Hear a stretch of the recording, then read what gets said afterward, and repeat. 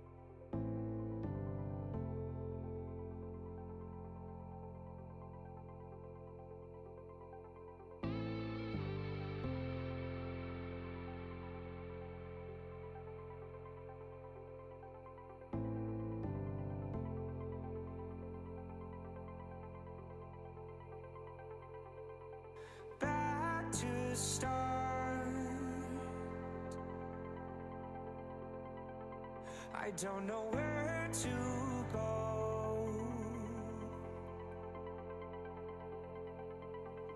I'm told I'll reap all of what I sow. These mistakes have no one else to blame. Said I could feel it when you left me here, left me here. Our emotions are one and the same. So come on over, we can persevere, persevere.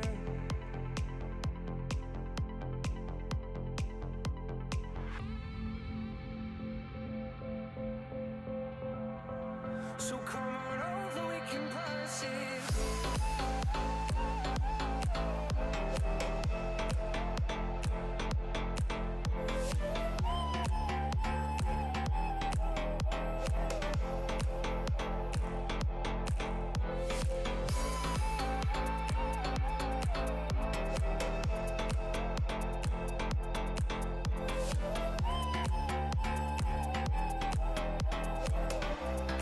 Said I could feel it when you left.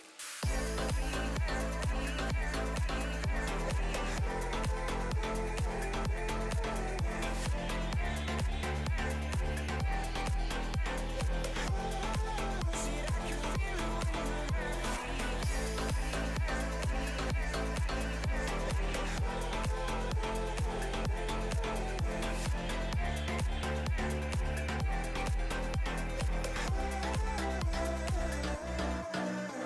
I'm torn apart,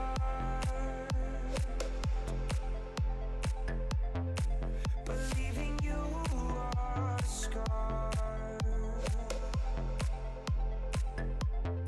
Some of the darker days could only go so far. I've been worrying about what you're thinking of. Said I could feel it when you left me here, left me here. But I will learn a better way to love. So come on over, we can persevere, persevere.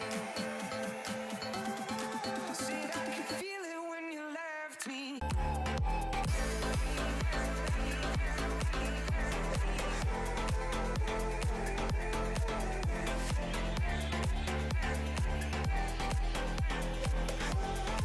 Said I could feel it when you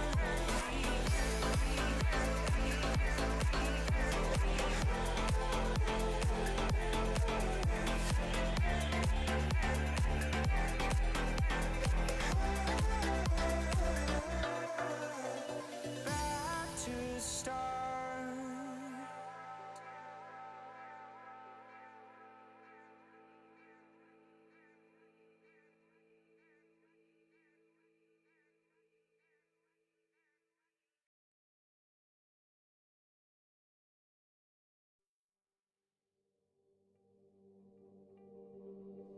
Here I am again, floating through the silence in my cold skin. My body is wearing thin. My fears tell me I'll never win. My body is wearing thin.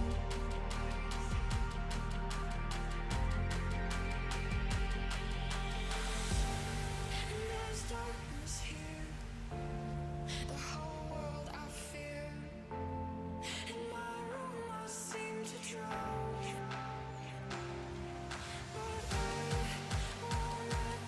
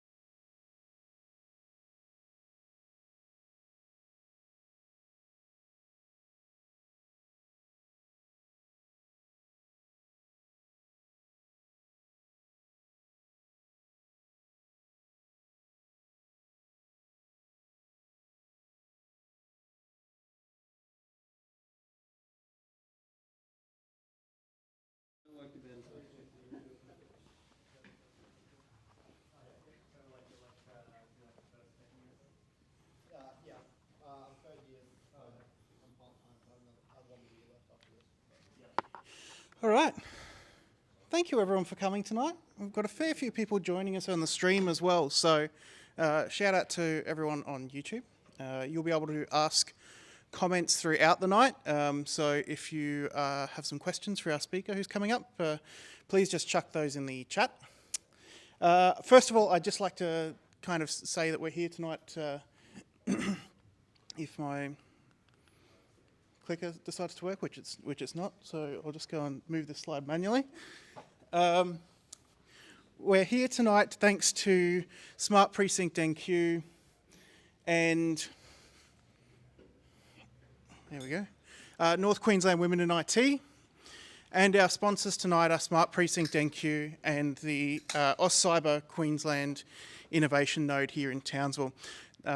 Smart Precinct NQ has sponsored the drinks and obviously the venue for tonight, so we'd like to thank them immensely. And the AusCyber Townsville Innovation Node has sponsored the food. I'll kind of just get started by introducing our speaker tonight because he's joining us via a live stream, so we may just get straight in. I'll introduce Jason Lowe from Oracle. Jason's got a really interesting talk tonight about the hidden data economy and what you can do to utilize data that you may have already been collecting in your business or that you may be looking to collect for extra things to generate revenue, to see benefits out of it. So if you just give me a second, I'll just switch over to Jason. We can get started. Thank you.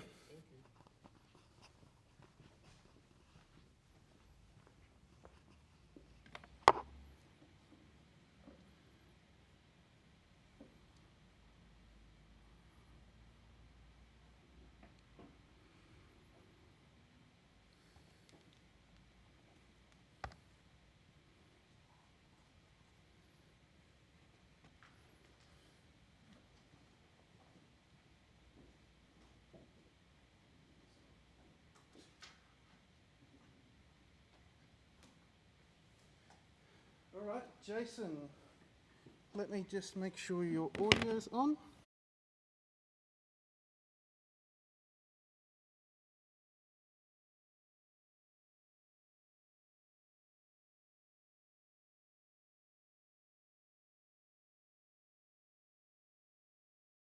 We practiced well before. I can see everyone on the video there. Appreciate everyone turning up tonight. Yep, as Tristan said, my name's Jason Lowe from Oracle. The introduction actually came through JCU, where a couple of years ago I was up there at the wharf there as part of the design sprint. So I think we're going to have a bit of a chat about that later on. But definitely was my first introduction in terms of DevNQ and what's happening up there. So appreciate the to join the dots to make this happen. So bit of background in terms of how this sort of came to be in terms of this topic. It's I'm comp science by at uni, going through more application development type work. And then probably a couple of years ago, about six, 7 years ago, was introduced into River Sea Labs, into understanding or just trying to figure out what does it all mean in terms of what startups were doing, how they were acting, and all those kind of things. And as part of that, some of the things I learned and some of the things I did with Peter was actually trying to bring some of those concepts back into the corporate space and into our customer engagements. So flipping that a little bit further forward, then probably a couple of years ago, when I was traditionally at that point in time, I was very much doing app dev and all that kind of stuff around APIs and integration. But then I got thrown into the deep end and say, hey, go and just only talk about data warehousing and analytics to business people, which is a very different style of engagement and a different style of conversation in terms of what needs to happen. So what's actually over that period of time and some of the things that we've been doing at Oracle has come together in terms of this around this thing called the hidden side, hence the name of the title. So not sure whether we can actually have people just yelling stuff out, Tristan, or showing things up on the chat. But in terms of what exists out there, there's a few different. If we can actually throw a few things into the chat or into the YouTube, then we can do that. But one of the things, just to frame up data exists, I'm just going to draw a couple of examples. So things like customer data, finance data, crime. So another thing that's been close to what I've been doing recently has been around sustainable development goals and about how you actually measure and monitor and actually activate these kind of initiatives. So through the different indicators. So there's lots of different types of things, and depending on your context, then you're going to get that kind of thing. The other thing that we sort of see in terms of data, we seem to talk about them in platforms like Twitter, IoT, Internet of Things. So even data warehousing as a platform. So we see that kind of almost coming together in terms of where does data live and how do you interact with it.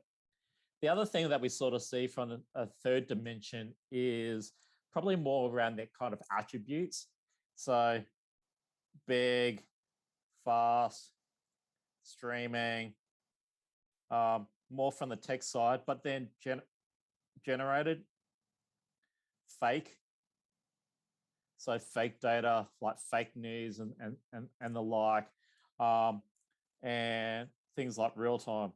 All right. So they sort of like come together in terms of, okay, how do they feel and how do they interact? Now, the reason why I sort of bring those kind of dimensions together is that we sort of, if we start to actually build these kind of collections of different things, the way that we interact or the way that we engage as people, as businesses, as developers is in the middle, like the essence around the whole the hidden data economy. So what this is actually now looking at is how do we actually engage, let's say with customer data that is actually sprawled across different clouds or different applications. Some of that is actually not just used for in systems, but is used for analytics. And if we're talking about real time on online shopping or global, then we're really talking about at vast and streaming and fast amounts. So this is where we sort of bring that concept together. To narrow in a little bit around the data, there's this kind of model that we subscribe to, and it's not necessarily the be or end all, but it definitely shows the kinds of different ways that we see data-centric view and data as a product. So the way that we consume it, the way we manage it, the kinds of life cycles and the way that we actually have to aggregate and bring these things together when we talk about things like data meshes, where it's all where a customer information about a customer can actually be hosted in many different places, but actually as a mesh, we bring that as a single view. So taking a very different approach when we need to use customer master data management processes to actually bring that together. So when we look at data as a product and that hidden data economy, we come up with 4 different ways of looking at it. And I suppose before we get into that, what we do see with the hidden data economy, which is very evident now with the different styles, is the way that the data is consumed, as in the demand, and the way that it is managed and where it's hosted. So just to go through a different kind of view around this, this is a classic model around data lakes and data warehousing. And if we sort of draw up the top, where we got the business on one side demanding the data that, especially from, let's say, enterprise performance management, some analytics, we're seeing that. that side of the coin. The other side we see traditionally being IT, being the custodians of the systems around the data platforms, and the data engineering to get it into the platforms, and also a lot of these cases to actually put these analytics dashboards in play. So there's a really hard tension between IT business because of the way the technology and the way the data is structured, and also the way that the business actually articulates that demand. When we actually moved into more of like a self-service era, and this is where a lot of the analytics actually kicked in, where self-service analytics actually meant that the business could actually then build their own dashboards, grab their own data, and hey, lo and behold, they'd be able to put their own CSV files and upload them into the system to actually then match that into what may come out of the analytics dashboards. So, and then mash that stuff together, which meant that there's a lot more data that they got access to. It may not have changed the supply chain from an IT perspective, but what it meant was the business were actually using more data, and on top of that, it was actually driving a better understanding about this own self-discovery about what data meant. So when we actually moved to that data mesh, then this is probably this whole like a microservices approach around data. So data can exist in many different places. The way that we use it is actually up to that domain of data, whether it be customer data, sales data, finance data, human capital data. They're all in their own domains, and they all have their own teams to actually manage that data, present the data, curate the data. But I suppose from a hidden data economy perspective, as we add more lines to this, where we're engaging, where we're actually needing to take data from many different places, it actually turns out to be a harder problem because of the many different stakeholders and also the systems that we need to interact with to formalize what was previously potentially just one system over here.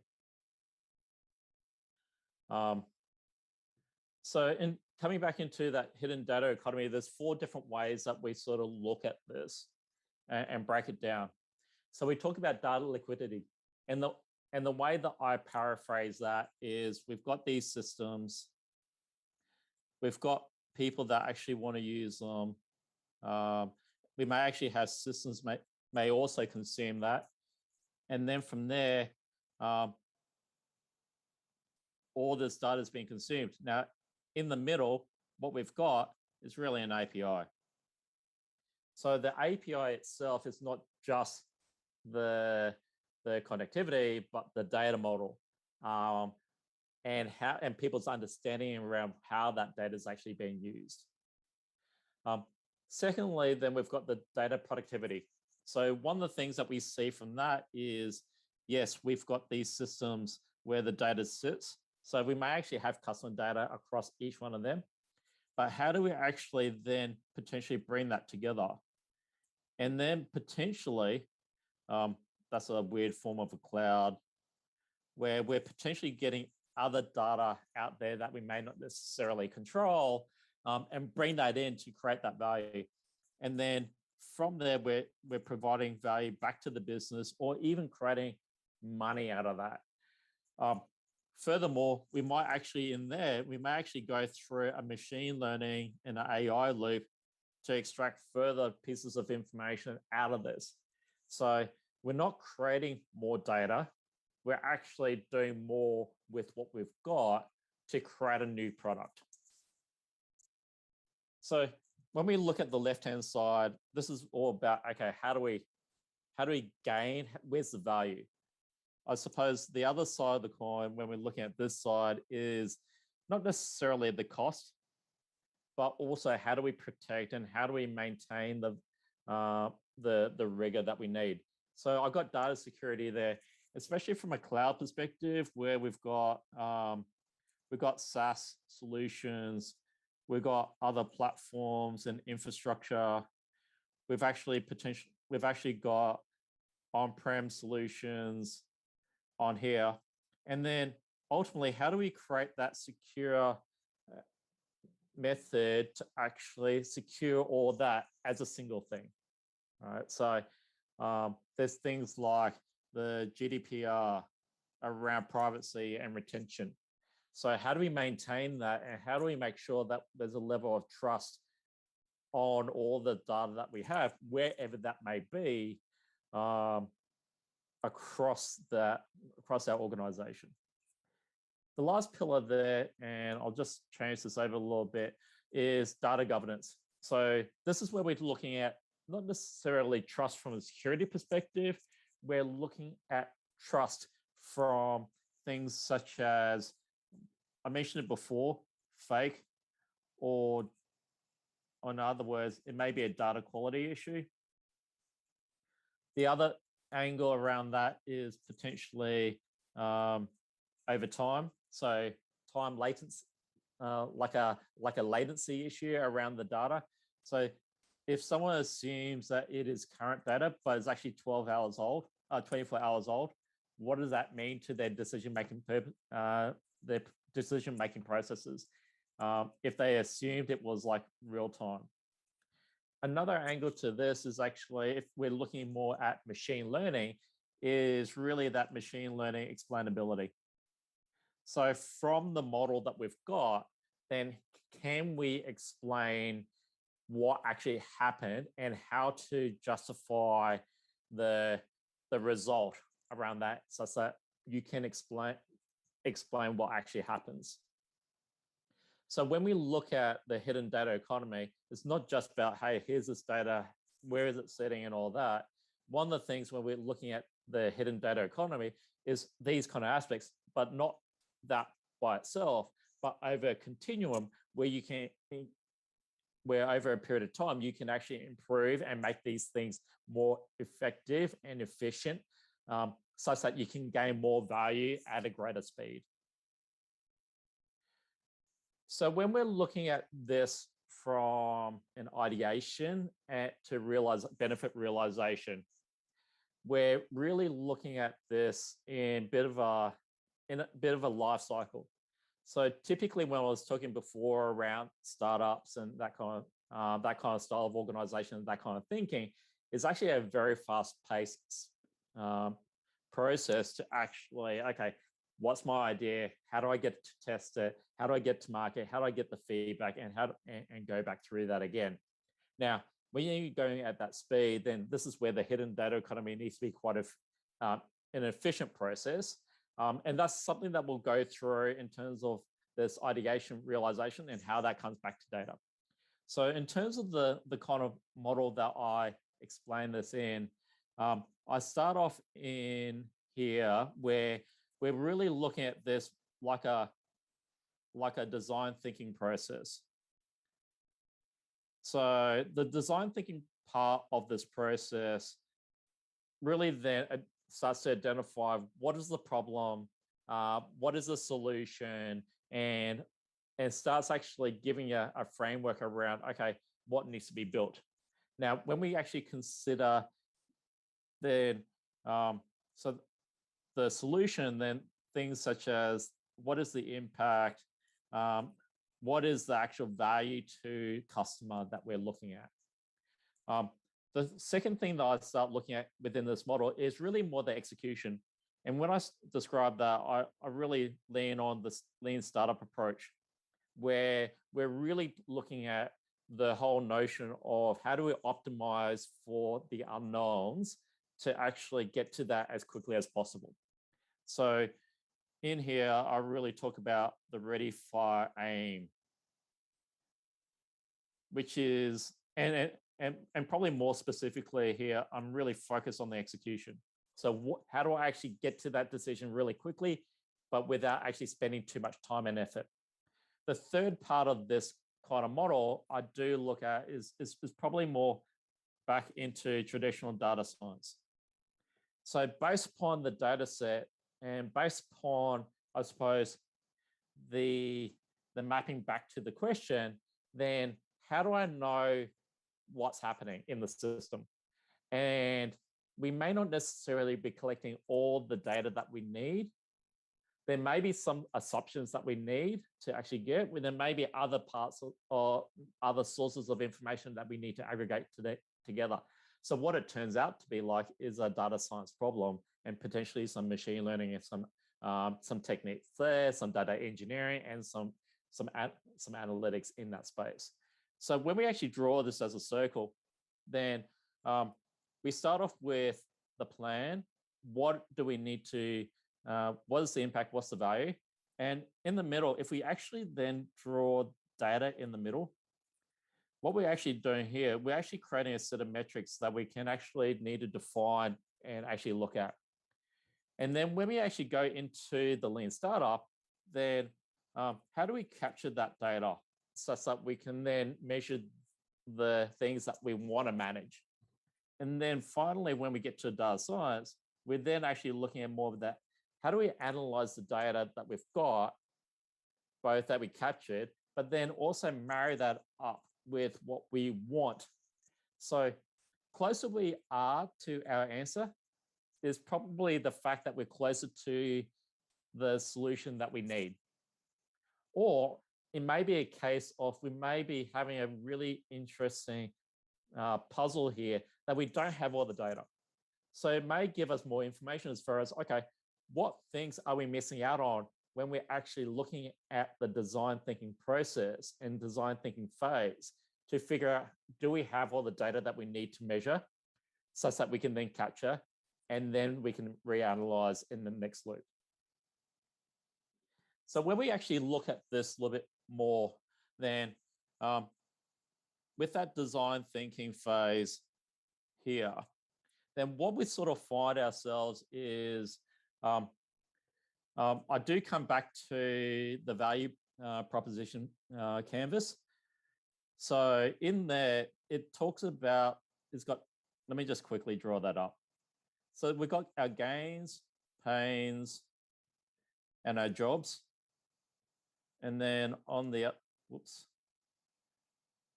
And then on the other side, we've got our products and services. So they're the things that we build. And then we've got our game creators and our relievers. So what we're trying to do here, yeah, great that we've actually got mapped out, say, hey, we want better customer service, we want this and that. We want to reduce the time that people have on the phone call in our contact centers. Great that we actually articulate that. But unless we can actually measure that through the metrics, then how are we going to be able to quantify whether this is actually better or not? Where is it going to be in the system, and how are we going to do it? Does it actually already exist in the system, or is it something that we actually have to build to actually generate that, not just to generate the data, but potentially generate our user experience to actually do that? So as an example, what we did for the for a previous hackathon that we did around the Sustainable Development Goals, it was all around the SDGs. So the SDGs themselves actually have target indicators. But the target indicators are quite generic at the goal level. So, okay, we want to reduce the number in education. We want to reduce the disparity between men and women in terms of education opportunities. So how does that actually then form into an indicator? But as a startup, if you're trying to actually make an impact, how's your system going to impact that, So from whether you're talking about from investment cycle, whether you're talking about your marketing, whether you're talking about impact statements to the community, then having those things in play, even just by design, is actually very useful. Now that we've looked at some of the things empirically within the design, then how do we actually get our data? All right. So typically through that lean startup, I'm really focusing more on that digital experience and what I'm building. So typically when we actually look at it, say, oh, I just need to build something, right? So I just need to build my app, whether it be a mobile app or whatnot. I need to build some Lambda functions and I just need to put something in. But typically a lot of that is actually focused on the app itself. So whether you're talking about the app that we want to present and yeah, just the customer data that's associated to the app. Now, putting this lens here, then what we actually want to capture here is more than just that. Linking that back to the design thinking, we want to pick up information about our personas, right? Who's our market? Who's actually using it? Who's actually driving that? So to me, part of it's even baking into the app or backing into the website in terms of who these people are. So we can know our personas and empathy maps and who do they actually represent. The other thing that probably comes more so is, but probably relatively easily, is the actions. So how do I say, okay, on this app, I may have a button up here.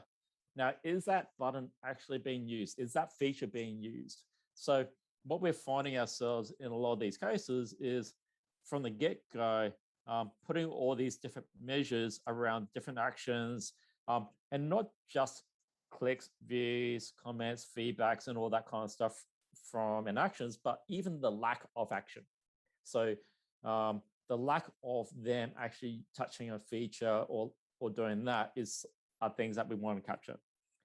The other thing that we sort of find ourselves doing is probably more around the systems level thinking side, because this is great in our narrow use case, but a lot of the cases, especially when we're talking about things that are global or things that have a large impact, that we also need to look at the system itself. So what is the impact to a country? What is the impact to a region or a sustainable goal? So how does that data set come into play into what we're building here? So we find ourselves in here, not just collecting data about here, but collecting this data here as well, which seems to be, hang on, I just want to build an app. But to build an app that people want, build an app that marries up to your design thinking approaches, then this kind of data is actually quite valuable as well. And then when you start getting into, let's say, more the app data, the stuff that you're pulling in through from cloud, from open data, and that kind of thing, then once you start doing that, then the main thing that we're doing at this phase is actually, what is the question, right? What is your impact and what is your value to customer? So how do you actually measure that based upon what you've got here? And this is where we start looking at different techniques and around data science, machine learning, predictive analytics, so data visualization and stuff like that, such that we can then start analyzing the data. Now, to me, there's two parts to this. There's both the analysis, which is great to actually understand what this is, to actually do something, but then you need to explain it. So something that I picked up from Kate Norris, who runs Presentation Boss, who did a session at the last hackathon, she explained this quite well. So I'm just going to paraphrase some of these things. Great as a data engineer that you actually analyze the data and do your models and figure out where the best fit is based upon that algorithm. But it's someone that you need to explain this to, whether it be a customer, whether it be an investor. Are they the same? Is that the same data? And one of the things that she expressed is no. So there's other ways that we probably do more so through the data storytelling to explain what is happening. I don't need to know the detail. I may just need to know the impact. I may just need to know why what you're doing in this experiment, in this lean startup iteration, how that fits into your design thinking approach and your assumptions. That's all I care about. So that in itself marries up to your question to say, okay, based upon this, I disprove these assumptions, but we've proved these other ones, which means that that gives us more information to go back to a next iteration to figure out what do we actually need to do. So when we actually then bring this back to the hidden data economy, then going through that quick loop between design thinking, lean startup, and data science with data in the middle. The main thing that the hidden data economy gives us is actually that speed. Because if I've got the APIs, or if I know the APIs, I can consume at a very cheap cost from a third provider.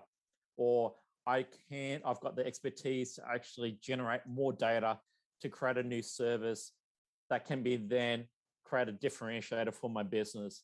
Or I'm going into different jurisdiction and they've got different level of security around how the data is governed. If I already got that in play and I know how to do this with a polycloud or a multi-cloud approach, then I've got that covered.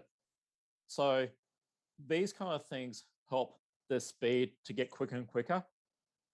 But I think one of the things I find that's very common out of both these kind of models is the fact that you do need to do things such as you need to co-design.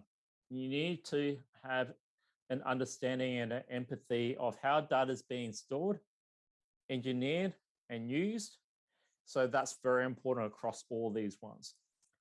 So the co-design, as well as then collaboration in terms of communication, in terms of release cycles, in terms of life cycles, understanding how that hangs together. And also, probably the third one that I'll just leave there is more that shared responsibility. Because ultimately within that cycle with all these bits, if one of these things breaks down because it is related to a particular interface or particular way that the data is done, then it is actually a shared responsibility to get to that outcome. Not dissimilar to actually going through this kind of loop around a lean startup, or whether you're doing a hackathon, a design, doing a sprint. It is all very similar together. So hence, really, I think that my final word for this, it really comes back down to having that community type mentality around how the data sits, how the data works, and not just about focusing on the data, but focusing on the outcomes and how do you actually use data in this kind of form to really be an asset to yourselves and to the business. So, Tristan, that's a bit of a rant. And I'll just leave it there.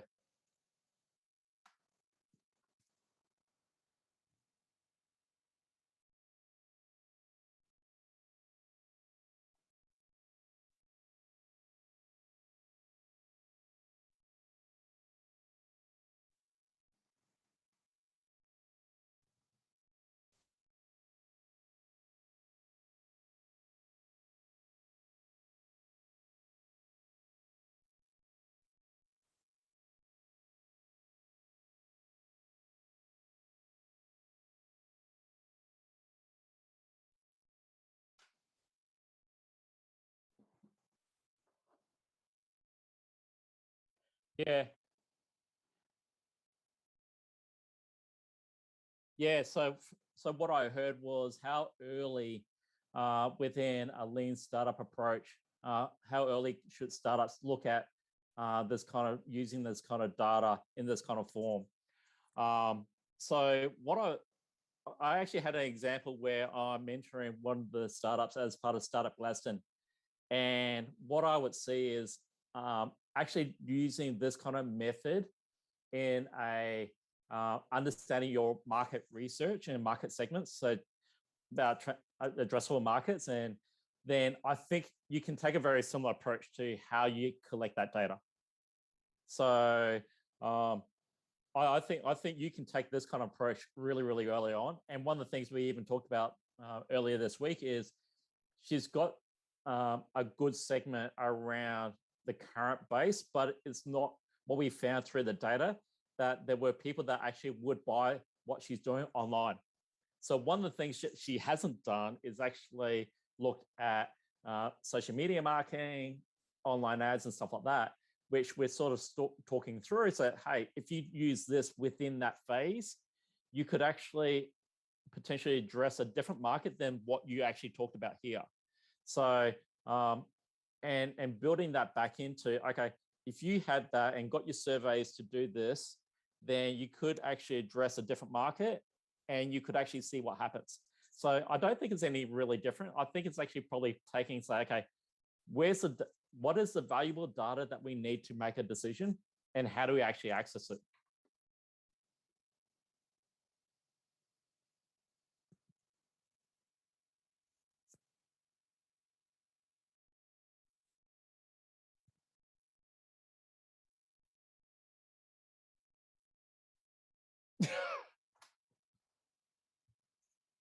Brilliant.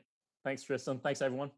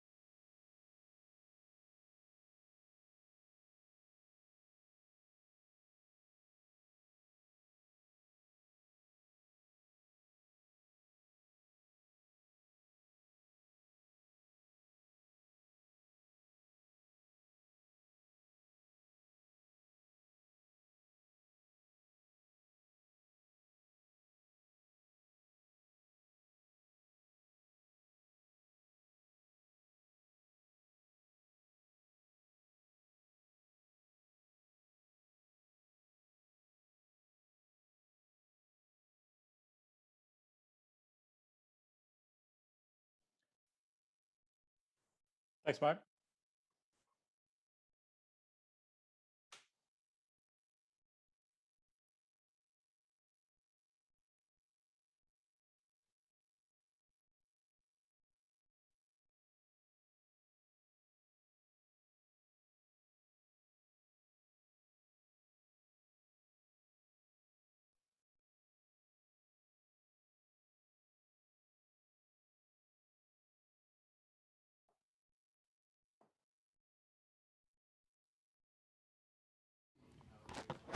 Thanks all on the stream.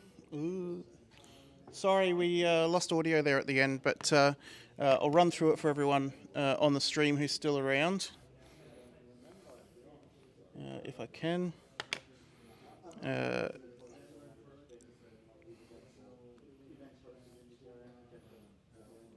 So for those of you on the stream, I was just speaking about the JCU design sprint. So it is a 2-day sprint that JCU students participate in, and they are looking for industry volunteers this year to help out with mentoring students. I believe it'll all be online, and you can choose how many hours or how long you work on that, but it's a great opportunity to get out there and engage with students and kind of get engage with them. Heaps of opportunities to meet new kind of kids and find out who the graduates are that are coming out that are going to be great. So if you're looking for graduates in particular, jump on that. The other thing I spoke about was the DevNQ hardware library. So this is a library of things. And the idea behind this is DevNQ is working towards loaning out hardware such as computers, monitors, Raspberry Pis, other prototyping hardware and tools, with the aim of enabling anyone to access it at all. So if you're interested in getting involved in that, if you're interested in donating equipment, we are starting to accept donations. We've got a cataloguing system working, and we're just working through the legal liability pieces of that. So expect that to open up soon, and if you're not signed up for emails already from DevNQ, go to devnq.org. Sign up for an email and you get an email about it when it's available. And the last thing I just wanted to talk about was Smart Precinct NQ's first Wednesday Connect. This is an event tomorrow night here in Townsville. If you're available, by all means come along. It's a great opportunity to network with other entrepreneurs and people in the community. There will be an update from ourselves and a number of other communities, as well as some demos from a local inventor group. And they'll be discussing support packages and grants available for small businesses as well. So come along, see that. You can sign up for that at the Smart Precinct NQ website. I think it's a $5 fee, or if you're a Smart Precinct member, it's free. Pop along, meet some people, have some free food, and enjoy yourself. And I'll just, for those on the stream, once again, thank our sponsors tonight, Smart Precinct NQ and the Queensland Innovation Node. So thanks everyone for joining us on the stream tonight. There's still a few of you hanging around, so hopefully you got all the information you needed at the end there, despite our audio dropping for a bit. But by all means, stick around and chat if you want to chat to people. Jason's in there answering questions if anyone has any. Diana's in there as well. And thank you all. Have a great night.